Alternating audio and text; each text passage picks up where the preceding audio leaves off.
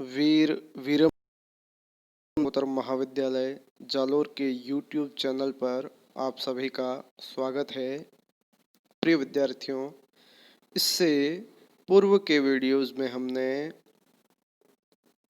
भक्ति काल की सगुण शाखा के कृष्ण भक्ति काव्य परंपरा के संत कवि सूरदास के व्यक्तित्व, कृतित्व और पाठ्यक्रम में सम्मिलित उनके प्रसिद्ध और लोकप्रिय पदों को पढ़ा है।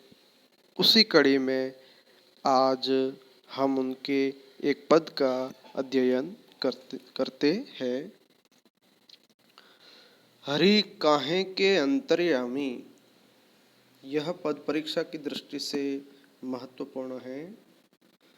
हरि काहे के अंतर्यामी, जो हरि मिलत नहीं यही अवसर, अवधि बतावत लामी, अपनी चौप जाय उठी बैठे और निरस बेकामी, सो कह पीर पराई जाने, जो हरि गरुड़ा गामी, आई उघरी प्रीति कलई सी जैसे खाटियामी, सूर इते पर अनख मरती है, उधो पीवत मामी। प्रस्तुत पद की पृष्ठभूमि में हम श्री कृष्ण के ब्रज से मथुरा गमन की बात समझते हैं। चूंकि सूरदास जी द्वारा रचित यह प्रस्तुत पद ब्रह्मगीत सार से उद्धृत है। श्री कृष्ण ब्रज से जब मथुरा प्रस्थान करते हैं और वहां जाने के पश्चात एक लंबी अवधि तक जब वो ब्रज नहीं आते हैं, तब गोपियां उपालम के रूप में, एक आक्षेप के रूप में श्री कृष्ण के प्रति अविश्वास व्यक्त करते हुए कहते हैं कि हरि, हरि जो कृष्ण का ही एक पर्यायवाची शब्द है, तो हरि के अंतर्यामी होने पर वह जो गोपियां हैं वो अविश्वास व्यक्त प्रकट करती है और वे कहती है कि हरि काहे के अंतर्यामी, हरि यानी कृष्ण अंतर्यामी नहीं हो सकते। जो अंतर्यामी व्यक्ति होता है वह दूसरे व्यक्ति की या उस व्यक्ति विशेष को चाहने वाले के मन और चित्त की गति को जानता है, मन की बात को जानता है।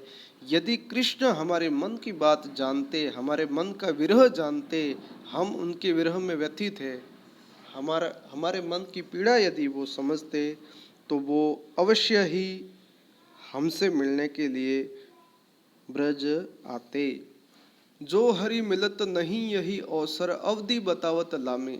श्री कृष्ण जब से ब्रज छोड़ के मथुरा गए हैं, वो मथुरा जाने के पश्चात वहीं के होकर रह गए हैं और उनकी जो यह अवधि है, जो अवसर है, वो अधिक हो चुकी है, लामी यानी लंबी हो चुकी है और अभी भी कोई निश्चित नहीं है कि वो कब यहाँ आएंगे। ये अवधि और अधिक लंबी होती जा रही है। अपनी चौप जाए उठी बैठे और निरस बेकामे। अपनी जो चाहत है, अपना प्रेम स्नेह, वो सारी चीज़ें एक तरफ छोड़ करके वो वहाँ जा कर के बैठ गए हैं और वो निरस बन गए हैं, निष्कामी बन गए हैं। हमारे विरह को, हमारी व्यथा को वो नहीं समझ पा रहे हैं। और सो कह पीर पराई जाने, जो हरि गरुड़ा गामे।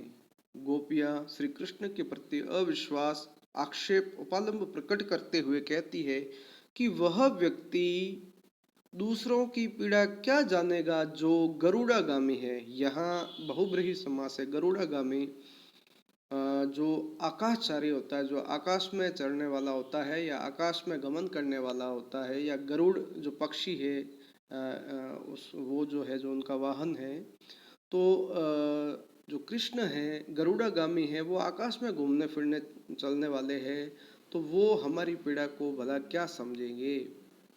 आई उगरी प्रीति कलई सी जैसे खाटी आमी। कृष्ण का जो स्वरूप है, रूप है, मन की चेष्टाएं है, उनकी बात है, जो उनका जो असली चेहरा है वो हमारे सामने आ गया है। जिस तरीके से खट्टे आम का जो स्वाद है वो सामने आ जाता है, उगड़ जाता है, तो वह ठीक वैसे ही का जो असली स्वरूप है, उनके प्रेम की कलई खट्टे कच्चे आम की तरह खुल गई है और उनका जो स्वार्थी रूप है या जो असली व्यवहार है वो हमारे सामने आ चुका है। इसी क्रम में आगे सूरदास जी कहते हैं कि सूर इते पर अनख मरती हैं उधो पीवत मामे, हम तो अभी भी उनके रूप स्वरूप पे मरी जा रही है, उनके लिए विश्वास करके बैठी है, उनकी आशा में, उनके विश्वास में, उनके प्रेम स्नेह में अभी भी उनकी है जो राह तक रही है। और हम हैं जो उनके दर्शनों के लिए, उनके दर्शन के लिए, हम उनसे मिलने के लिए मरी जा रही है।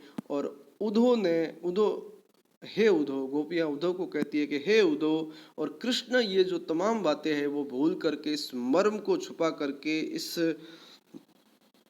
प्रेम को है जो छुपा करके उन्होंने हमने हमारी जो सारे प्रेम को, सारी बातों को है वो पी लिया है, अर्थात वो हमारी बातें समझ नहीं रहे हैं और वो ब्रज से मथुरा जाकर के बैठ गए हैं।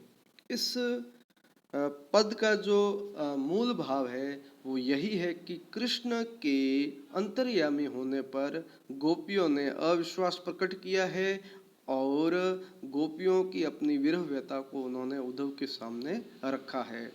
इस पद में गोपियों की वाक विदिग्धता है और एक प्रकार से आक्षेप उपालंब है और अनुप्रास अलंकार का इस पद में प्रयोग किया गया है। आप सभी के लिए शुभकामनाएं। बहुत बहुत धन्यवाद।